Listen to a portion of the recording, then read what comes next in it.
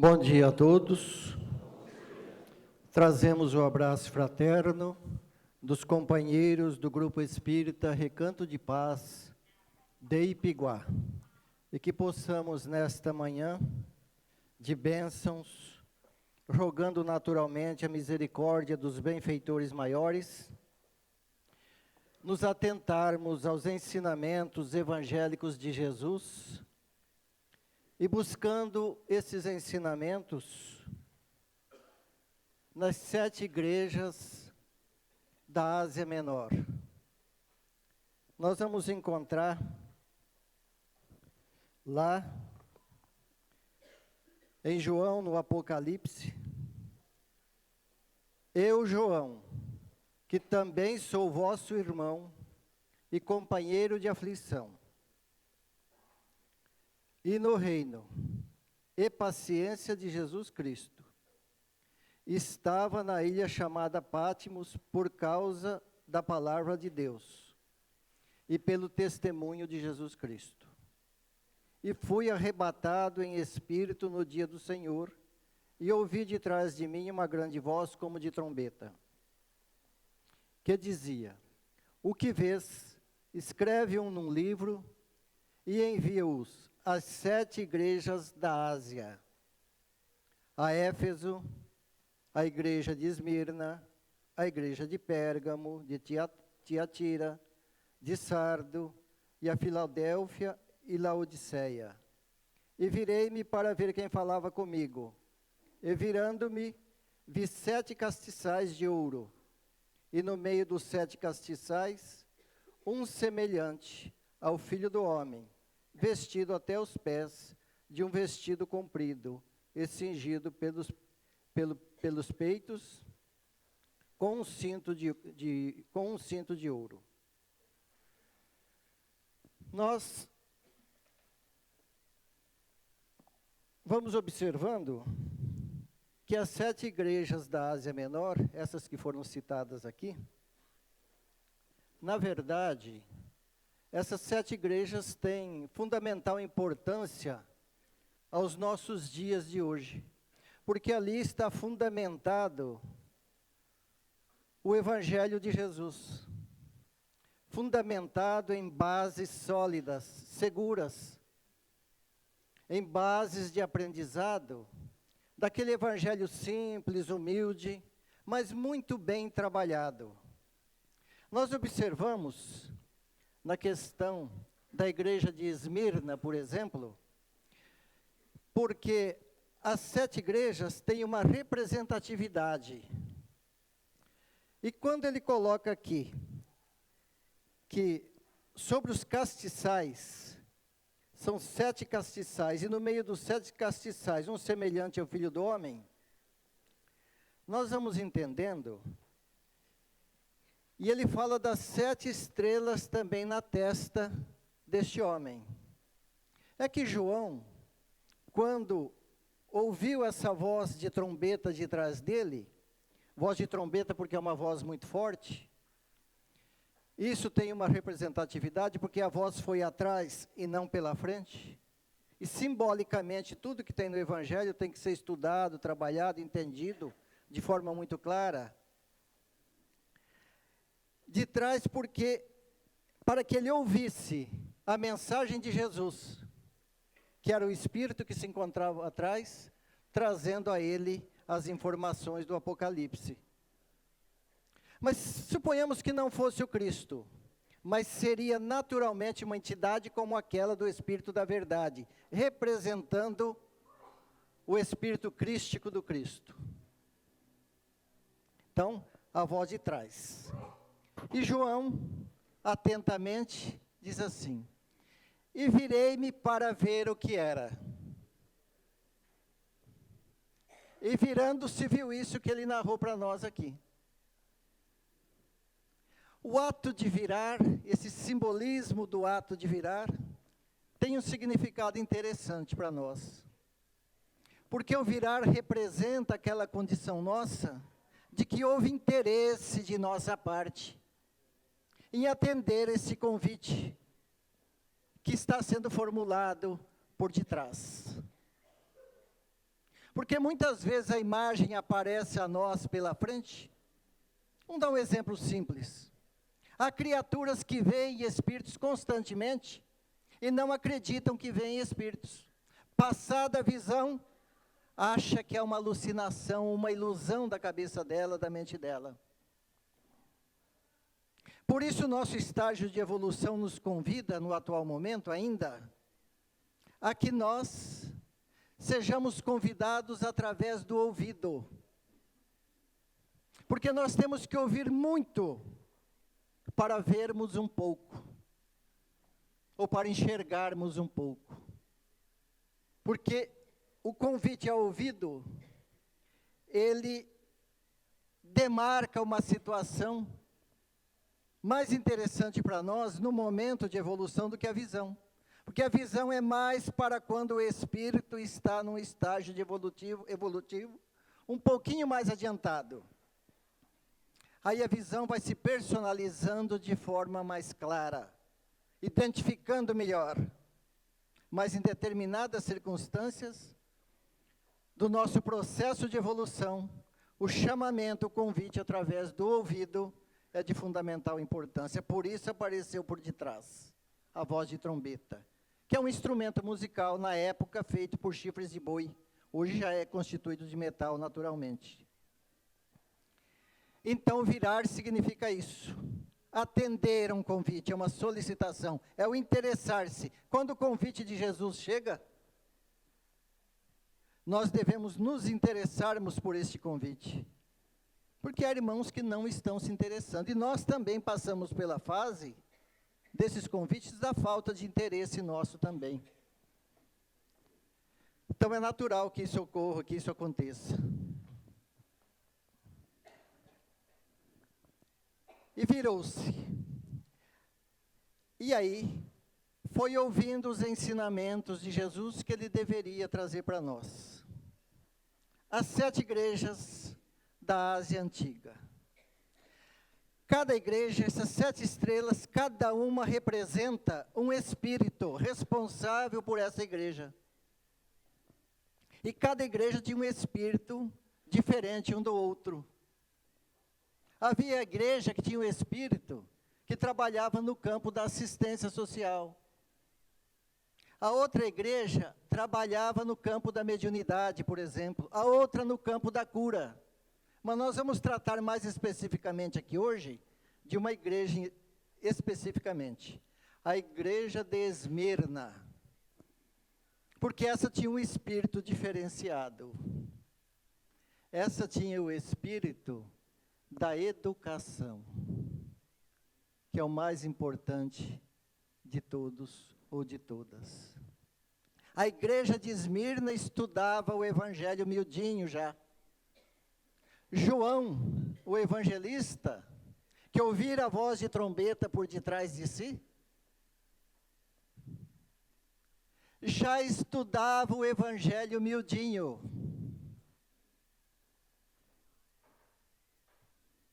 E foi passando esses ensinamentos ali para as igrejas da região.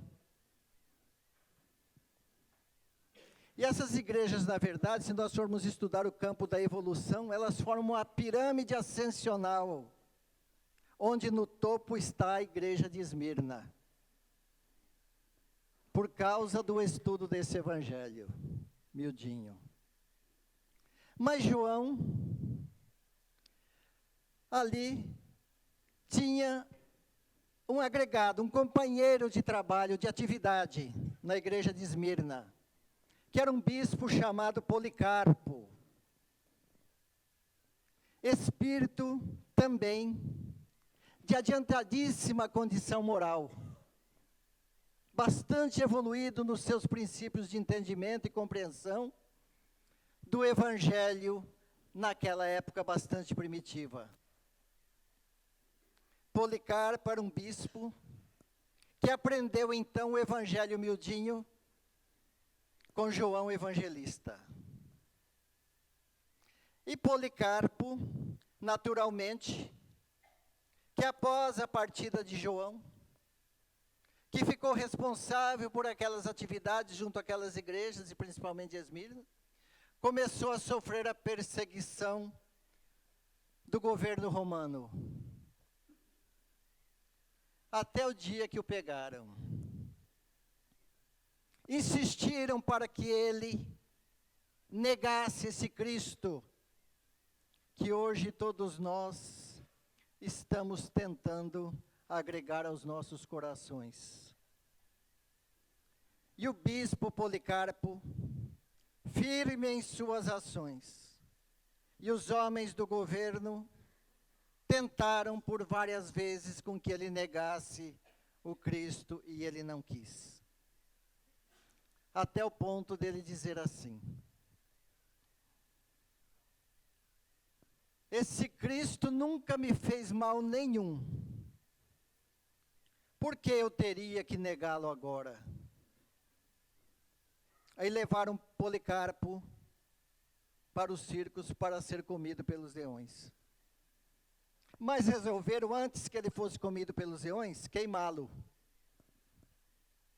Botaram lá os paus, como uma fogueira de São João, que São João Batista é uma coisa que se comemorou na sexta-feira. Nós estamos falando de São João, de João Evangelista aqui.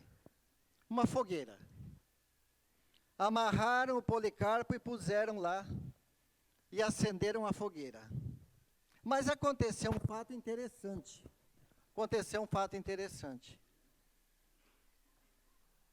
A fogueira foi se queimando toda, sem que as chamas atingissem a Policarpo. Não conseguiram queimar a Policarpo na fogueira. Tiraram-o então e o apunhalaram para que ele desencarnasse. Mas Policarpo também deixou um companheiro de trabalho, um outro padre da igreja da época, chamado Irineu. Espírito também de adiantadíssima condição moral e evolutiva, que foi seu seguidor. E Irineu, então, daí seguiu para Roma, porque ele também era filho de Esmirna, ou da região ali próxima, não há uma confirmação muito clara sobre isso. Irineu, de Esmirna, seguiu sua jornada para a cidade de Lyon, na França. E ali também, como seguidor de Policarpo, ensinava o Evangelho miudinho. O que é o Evangelho miudinho, meus irmãos? É o Evangelho estudado minuciosamente, detalhadamente, metodicamente. Ali Irineu desenvolveu em Leão esse trabalho, até começar a perseguição também do governo romano em cima de Irineu e dos cristãos da época, onde houveram carnificinas das mais tristes narrativas que se conhece na história da humanidade.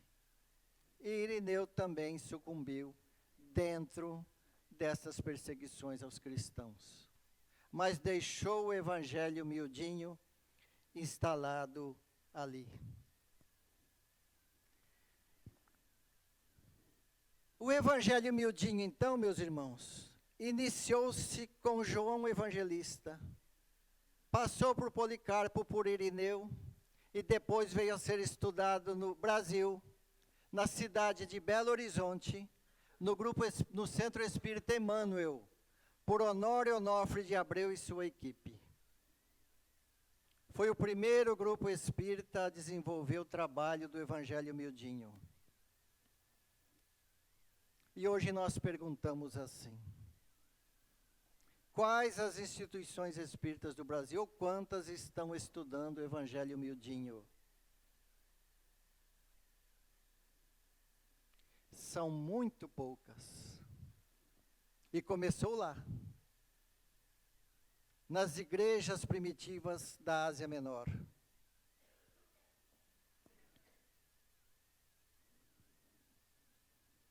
E os ensinamentos desse Evangelho miudinho são interessantes. Porque nós vamos encontrar, por exemplo, nós vamos ver a questão dos castiçais, por exemplo, ou castiçal. E nós vamos encontrar o seguinte.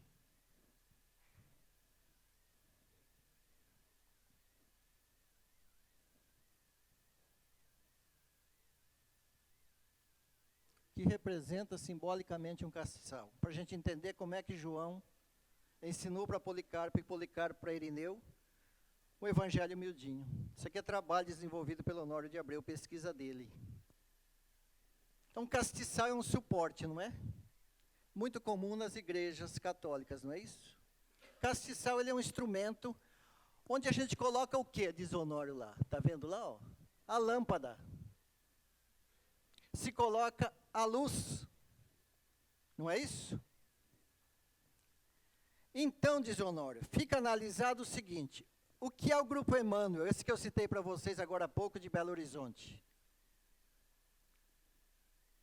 O Grupo Emmanuel é um castiçal. A Associação Espírita Allan Kardec, aqui de Rio Preto, o Grupo Espírita Recanto de Paz da Ipiguá, e qualquer outra instituição é um castiçal, porque ela é um suporte para a luz. Estão entendendo como é que se estudava o Evangelho miudinho na época? Como é que a equipe de João Evangelista fazia isso? Detalhando, esclarecendo para aqueles irmãos daquela época. E não tinha ainda a doutrina espírita, que ela é recente. Não é isso? E o Honório de Abreu continua explicando. Ter luz ou não ter luz nesse castiçal já não é automático. Vai depender de quê? Porque pode ter a casa espírita, o suporte, mas pode não ter luz nela. Diz assim o Honório, depende da capacidade de cada um de nós. Principalmente das direções, no encaminhamento dos estudos do Evangelho de Jesus. Porque nós vamos encontrar no livro O Evangelho por Emmanuel, comentário segundo o Evangelho de João, o seguinte. João 1,38. E Jesus, voltando-se e vendo que eles o seguiam, diz-lhes, que buscais? Aí assim, a vida em si é conjunto divino de experiências. Está explicando o Evangelho miudinho. Cada existência isolada, quer dizer, cada encarnação de cada um de nós, oferece ao homem o proveito de novos conhecimentos. Aí ele diz assim, Emmanuel, comentando o Evangelho de João. A aquisição de valores religiosos,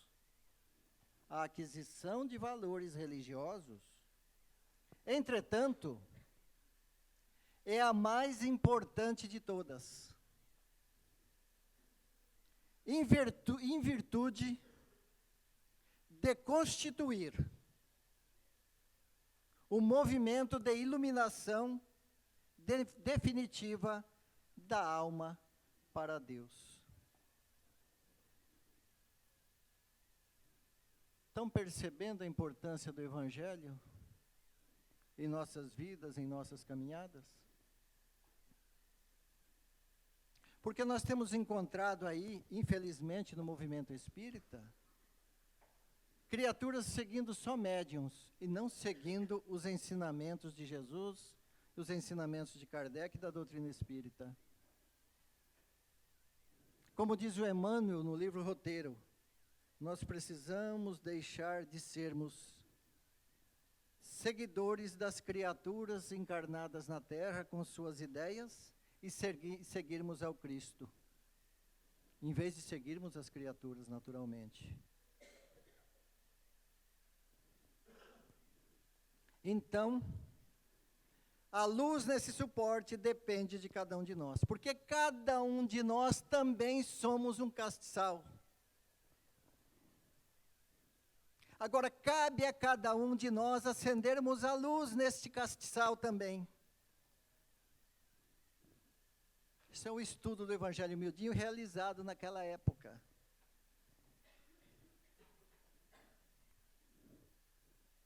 em que nós, com Apocalipse, meu Deus, não quero nem ver isso na frente, é uma complicação. Claro que ele tem muito simbolismo, mas está diretamente ligado com os nossos dias. Por quê? Quando Irineu foi para a igreja de Leão ensinar o evangelho miudinho lá, ele irrigou aquelas terras magneticamente, para que Allan Kardec viesse depois a nascer ali. O codificador da doutrina espírita, trazendo-nos essa doutrina extraordinária e maravilhosa. E por isso nós nos encontramos dentro dessa casa, todos nós hoje. Então, castiçal, diz o Honório, representa, aliás, castiçal praticamente representa o instrumento apropriado a que a luz seja colocada. Cada um de nós, como um castiçal, representa o suporte onde a luz deva ser colocada. Mas essa luz é colocada por cada um de nós, é colocação própria, pessoal, individual. É claro que os companheiros de atividade podem ajudar muito, e nós podemos ajudá-los também. Mas o trabalho, grande trabalho, é de cada um de nós. Se essa luz, de princípio, ela tem a finalidade de clarear, então, até a percepção do som de trombeta é uma coisa. Para poder ouvir, não tem que acender luz nenhuma, em tese, analisando a letra. Agora aqui, fala em luz. E luz diz respeito a quê? Aos olhos, percepção. Então, todo o evangelho de Jesus, praticamente, ele tem a finalidade de clarear o entendimento. Nós estamos esquecendo o evangelho de Jesus para estudarmos obras inócuas, infelizmente. Eu e a minha mulher fomos a uma feira de livro espírita, mais ou menos 180, 200 quilômetros de Rio Preto, há 2 meses atrás. E ali, conversando com amigos do movimento espírita daquela cidade, nós vimos que chegou uma companheira com mais ou menos uns 10 livros debaixo do braço, adquirido na Feira do Livro. E eu, próximo do caixa, conversando comigo, com um amigo e observando. E ela foi passando livro por livro e o rapaz somando para pagar. Eu fiquei com pena dos livros que ela havia comprado. Eu não recomendaria nenhum, porque nós temos que ter responsabilidade naquilo que fazemos. Vocês estão percebendo aqui? O Evangelho? É coisa séria. Vem desde lá das igrejas primitivas nos convidando, através do toque por detrás de nós, chamando-nos a atenção pelos ouvidos, para que a gente possa depois enxergar alguma coisa, como nós estamos tentando hoje. Porque primeiro vem o toque, o chamamento, depois a gente começa a enxergar através da leitura. Por exemplo, quando nós estamos lendo uma obra espírita, nós estamos ouvindo mais ou vendo mais? Estamos ouvindo, nós estamos ouvindo interiormente a narrativa daquele que escreveu a obra. Baseando-se naquilo que nós estamos ouvindo, lendo a narrativa, nós vamos começar a enxergar procedimentos e entendimentos outros. Perceberam? Primeiro a gente ouve, depois a gente vê. Ouve para aprender, para entender. Aí é que vem a visualização daquilo que adentrou em nosso interior através do ouvido. Aí começa a clarear as coisas. A luz do suporte ou do castiçal começa a se acender dentro de cada criatura. Diz o Espírito Emmanuel, no Consolador, na questão 231, perguntam assim para Emmanuel: considerando que numerosos agrupamentos espíritas se formam apenas para a doutrinação das entidades perturbadas ou de espíritos perturbados, do plano invisível, Quais os mais necessitados de luz? Os encarnados ou os desencarnados? Aí a resposta vem assim de Emmanuel. Tal necessidade é comum aos encarnados e aos desencarnados. É justo que se preste auxílio fraterno aos seres perturbados e sofredores das esferas mais próximas da Terra. Entretanto, diz Emmanuel, é preciso convir que os espíritos encarnados carecem de maior porcentagem, olhem bem, os espíritos encarnados, nós estamos atrás de comunicação dos espíritos aí, não estamos? Mas ele está dizendo assim, entretanto, é preciso convir que os espíritos encarnados carecem de maior porcentagem de iluminação evangélica, de evangelho, de entendimento do evangelho, que os invisíveis, mesmo porque sem essa iluminação evangélica, que auxílio poderão prestar ao irmão ignorante e infeliz?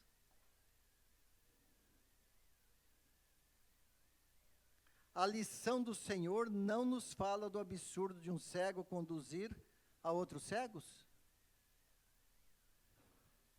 Então analisemos, meus irmãos, prestemos atenção. Isso é enxergar.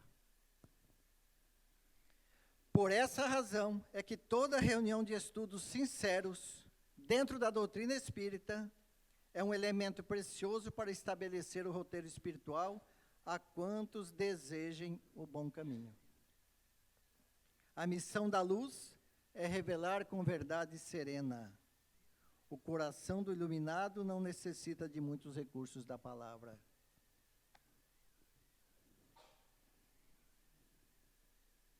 Continuando, Emmanuel.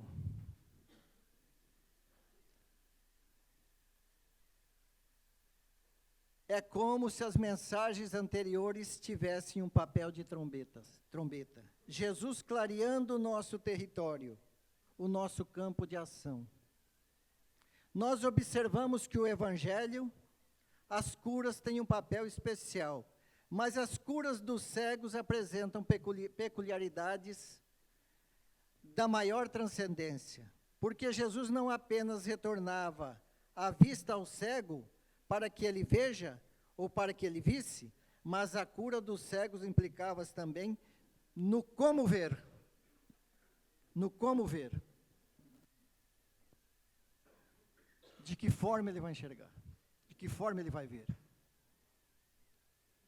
A primeira coisa que nos cabe quando a gente consegue ver é o processo aplicativo, que eu vejo, agora temos que aplicar corretamente.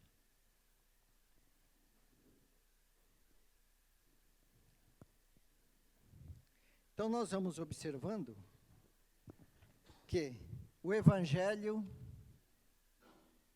deve ser aquele elemento fundamental para o nosso processo de crescimento e de iluminação interior. Nós vamos observar aqui no livro O Evangelho por Emmanuel, comentário ao Evangelho segundo Mateus.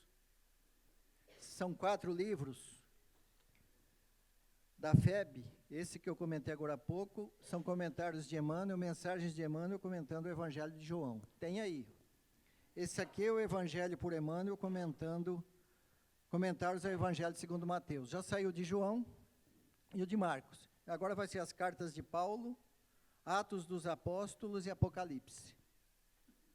Entenderam?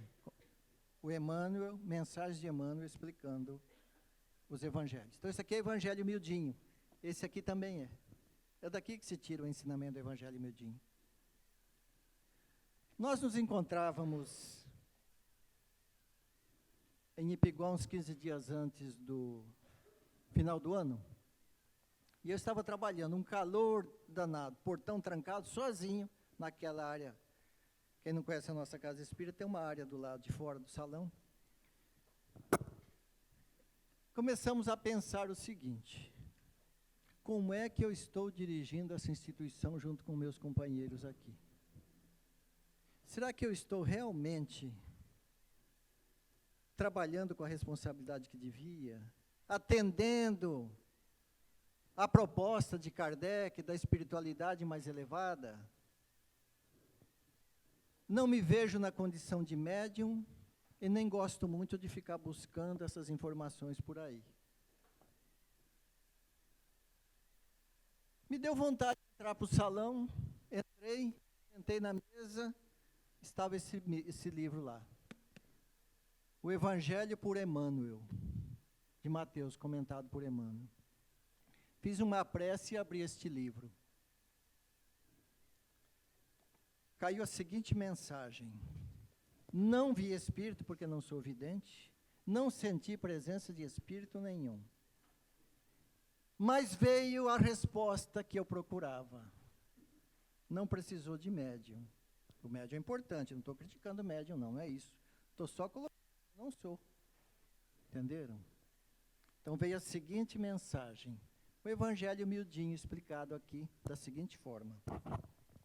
Então disse Jesus a seus discípulos: se alguém quer vir após mim, negue a si mesmo, tome a sua cruz e siga-me. Agora o Emmanuel vem explicar amiudadamente o significado desse trecho do Evangelho. E ele diz assim, chama-se evangelização a mensagem. E a mensagem diz o seguinte: todos os estudiosos que solicitam de amigos do além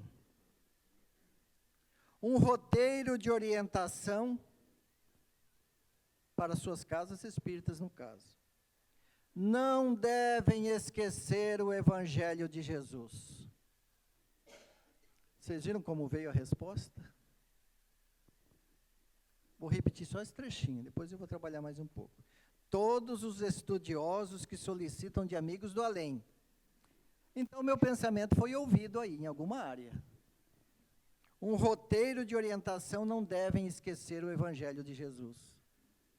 Então, aqui, meus irmãos, ninguém de nós devemos esquecer este roteiro que é o Evangelho de Jesus. Isso é para todos nós. Roteiro das almas, de todos nós, portanto, em que cada coração deve beber o divino ensinamento para a marcha evolutiva. Quando ele diz assim, em que cada coração deve beber o divino ensinamento para a marcha evolutiva, quer dizer, no nosso processo de evolução, nós devemos beber esse ensinamento. O Emmanuel está aqui nos orientando a isso. Beber o ensinamento do Evangelho.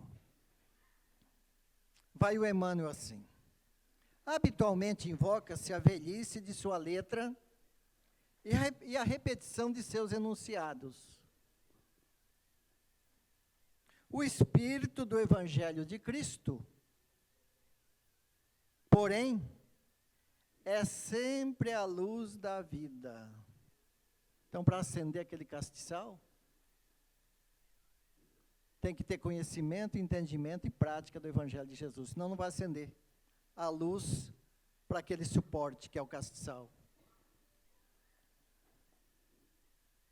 Que já se estudava isso naquela época da Ásia Menor, conforme trabalhamos aqui. Já se entendia isso.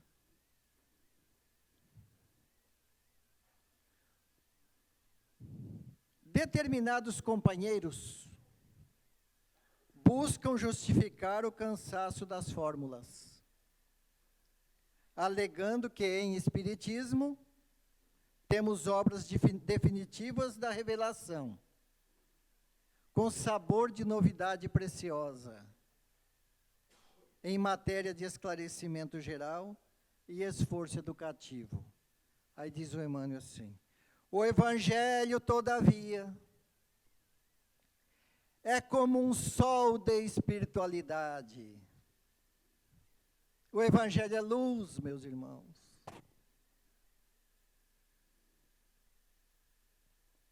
É como um sol da espiritualidade. Vocês viram que o Emmanuel colocou aqui? Que muitos irmãos alegam que tem muita revelação com novidade preciosa.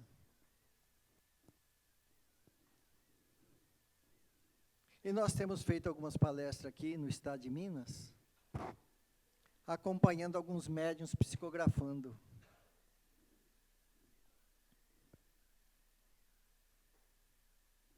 É triste determinadas situações que a gente encontra aí. As criaturas sem conhecimento nenhum de doutrina, sem base nenhuma, envolvidos naquele processo ali, de mensagens que não traz absolutamente nenhum acréscimo de conhecimento, nenhum entendimento maior, e quase informação nenhuma do desencarnado. E isso está acontecendo muito em Rio Preto também. Temos acompanhado também. Portanto, o Evangelho, como diz o Emmanuel, é aquele elemento que vai nos oferecer a condição para entendermos essas situações e não deixarmos nos enganar pelas inverdades que estão ao redor de cada um de nós. Porque o Evangelho, como diz Emmanuel, é verdade por si só. Todas essas obras notáveis dos missionários humanos, diz Emmanuel, na sua tarefa de interpretação, funcionam como telescópios, aclarando-lhe a grandeza. É que se a luz se dirige à atmosfera da criatura, intensificando-se no clima da boa vontade e do amor, da sinceridade e da singeleza. A missão do Espiritismo, diz Emmanuel, é a do Consolador, que permanecerá entre os homens de sentimento e de razões equilibradas. Permanecerá entre os homens de sentimento e de razões, ou de razão equilibrada. O Evangelho de Jesus. Lá no penúltimo parágrafo, diz o Emmanuel, antepenúltimo, a grande necessidade ainda e sempre é a da evangelização íntima. Diz o Emmanuel que essa é a grande necessidade ainda. Para que todos os operários da Casa da Verdade e da Luz conheçam o caminho de suas atividades regeneradoras, aprendendo que toda obra coletiva de fraternidade na redenção humana não se efetua sem a cooperação legítima, cuja base é o esclarecimento sincero, mas também é a abnegação, em que o discípulo sabe ceder, tolerar, amparar no momento oportuno. Nesse mesmo Evangelho, nós fomos encontrar outro dia, porque ele cita aqui a palavra fraternidade, nós fomos encontrar o Emmanuel comentando que fraternidade é luz que brilha dentro do interior de cada criatura. Então, todo esse processo, gente, de iluminação, tem que partir daqui para fora. Para que depois a gente possa receber aquela luz crística e depois transmitir aos irmãos que vêm na retaguarda do entendimento e da compreensão. Primeiro precisa botar o Evangelho por dentro, para entender, para depois a gente começar a colocar ele por fora. Nós vamos encontrar aqui o Emmanuel também, no livro Consolador, uma pergunta assim, sobre o comentário que houve aqui neste livro. Há outras fontes de conhecimento para a iluminação dos homens, além da constituída pelos ensinamentos divinos do Evangelho? Olhem bem a pergunta. Há outras fontes de conhecimento para a iluminação dos homens, além da constituída pelos ensinamentos divinos do Evangelho? O Emmanuel responde assim: o mundo está repleto de elementos educativos, mormente no referente às teorias nobilitantes da vida e do homem, pelo trabalho e pela edificação das faculdades e do caráter. Mas, em se tratando de iluminação espiritual, não existe fonte alguma, além da exemplificação de Jesus, no seu evangelho de verdade e de vida. Então, meus irmãos, onde é que está a fonte para o nosso progresso espiritual? No evangelho de Jesus. Pergunta 236, que nós já estamos quase encerrando. Como interpretar a ansiedade do proselitismo espírita em matéria de fenomenologia ante a necessidade da iluminação? Diz Emmanuel: os espiritistas sinceros devem compreender que os fenômenos acordam a alma, fenômenos mediúnicos, acordam a alma, como choques de energias externas que faz despertar uma pessoa adormecida. Mas, ao Emmanuel de novo, mas somente o esforço opera a edificação moral legítima e definitiva. O Espiritismo não constitui uma escola de leviandade. O homem não pode acovardar-se ante a intensidade das provações e das experiências. Grande erro praticariam as entidades espirituais elevadas se prometessem aos seus amigos do mundo uma vida fácil e sem cuidados. E ele volta a afirmar mais embaixo, que o espírita que não cogitou da sua iluminação com Jesus Cristo pode ser um cientista, um filósofo com as mais elevadas aquisições intelectuais, mas estará sem leme e sem roteiro no instante da tempestade inevitável das provações e da experiência. Sem evangelho, estamos sem leme. E para encerrar aqui, o último parágrafo de Emmanuel, aqui de novo, comentando o Evangelho de Mateus. Para a generalidade dessa orientação moral, faz-se indispensável que todos os centros de estudos doutrinários, as casas espíritas, seja lá o que for, sejam iluminados pelo Espiritismo evangélico, a fim de que a mentalidade geral se aplique à luta da edificação própria, da construção própria de cada um de nós.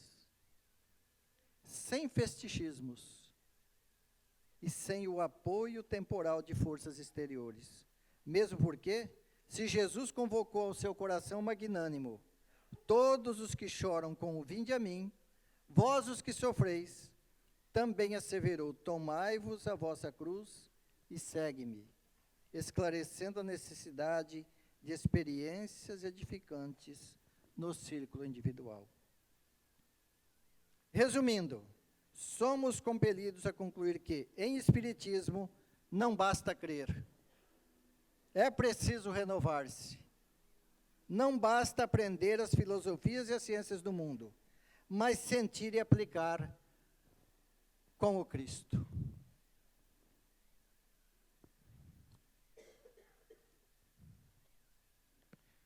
Nossos agradecimentos a todos pela paciência que tiveram conosco nesta manhã. E que Jesus possa abençoar e amparar os vossos corações, iluminando-os a cada instante